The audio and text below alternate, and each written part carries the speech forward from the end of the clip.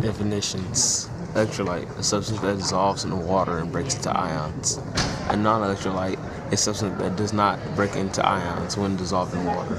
Strong electrolyte, an electrolyte which breaks into ions completely in water. A weak electrolyte, an electrolyte which breaks into ions partially in water. When an ionic compound is soluble in water, it dissolves completely to form an aqueous solution, AQ. When dissolving the compound, it associates completely into ions.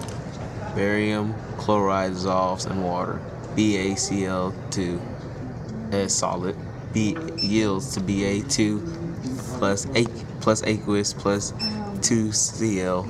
Types of reactions involving aqueous solutions: precipitation reactions, acid-base reactions, and redox reactions.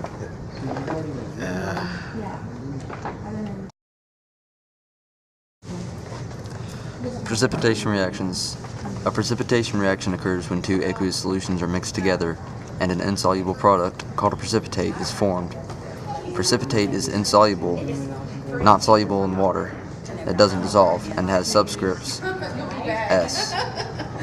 A precipitation reaction that occurs between aqueous solutions is called an exchange reaction, meaning that the ionic compounds change partners. The insoluble precipitate is written with the subscripts S to indicate it is a solid, while soluble compounds have the subscript AQ, which means it's aqueous. A little bit more information. Solubility can be measured as the concentration of a saturated solution. Soluble compounds: all nitrates, all acetates, all ammonium salts, all group 1 metal salts, most chlorides and sulfates. Insoluble compounds: most carbohydrates, most hydroxides, most sulfides. AgCl, Hg2Cl2, PbCl2, SrSO4, BaSO4, PbSO4.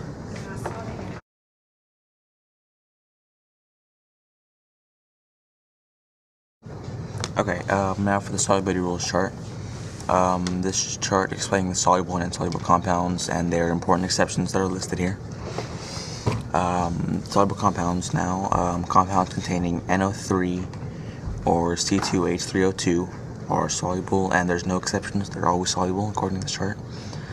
Then we have chlorine, which is soluble unless it is with Ag, Hg2, and Pb.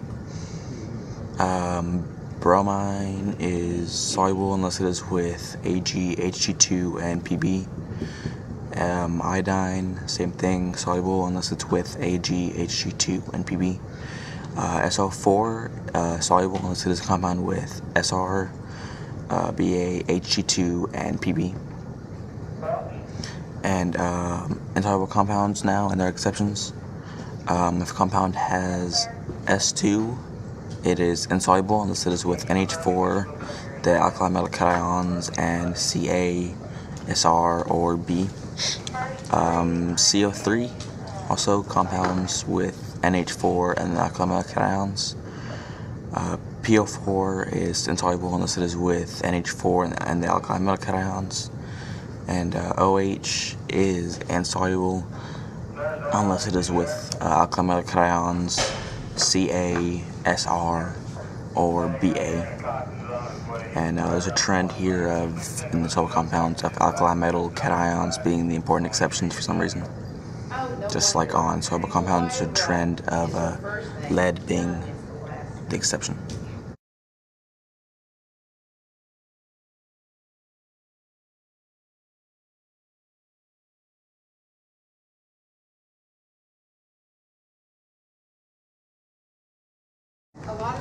Silver, okay. When silver and chloride are mixed, will it become a solid or an aqueous solution? Silver is insoluble inside of chloride, so therefore it will be making a solid solution, not aqueous. Okay, our next example. This one asks us to write an ionic equation for SrNO3 aqueous solution plus K2SO4, also aqueous, which yields SrSO4 solid and 2KNO3, which is aqueous. So the way to do this, the answer to this, since SrSO4, which is solid, isn't very soluble in water, the ionic equation for this example that we've been given would be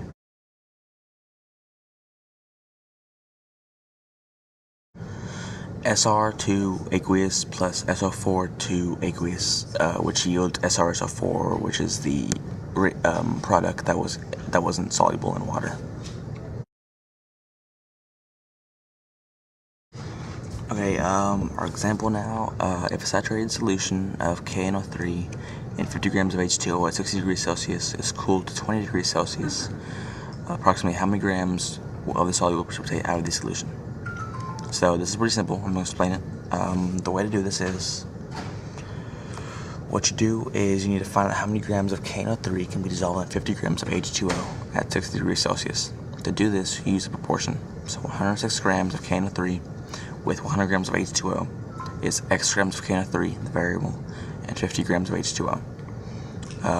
So X, 106 grams times 50 grams, and then divided by 100 grams.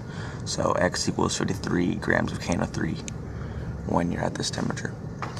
Next, find out how many grams of KNO3 will remain dissolved in 50 grams of H2O at 20 degrees Celsius when it cools. To do that, using the proportion, so 31.6 grams of KNO3 with 100 grams of H2O, with 8x grams of KNO3, the variable again, and 50 grams of H2O. So 31.6 grams with 50 grams, and then divided by 100 grams. So the answer is 15.8 grams of KNO3. So to find out how many grams of solute will precipitate out of the solution, you need to find out the difference between both values. So 53 grams of KNO3 at 60 degrees Celsius minus 15.8 grams of KNO3 at 20 degrees Celsius. So 37.2 grams of KNO3 will precipitate out. So 37.2 grams of KNO3 will precipitate out of a saturated solution of KNO3 and 50 grams of H2O at 60 degrees when it is cooled down to 20 degrees.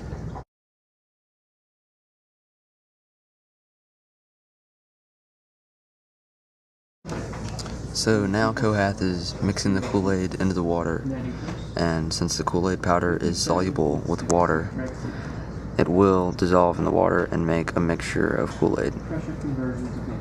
Don't worry, we're almost done. Easy spot. Another pressure, 1.04 atmospheres, and convert the pressure, 4.4 atmospheres, to millimeters of mercury.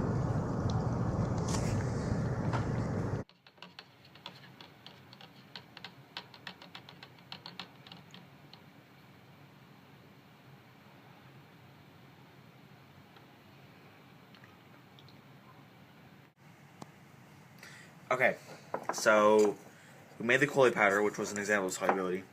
Now, when we put sugar in the already made Kool-Aid, as so,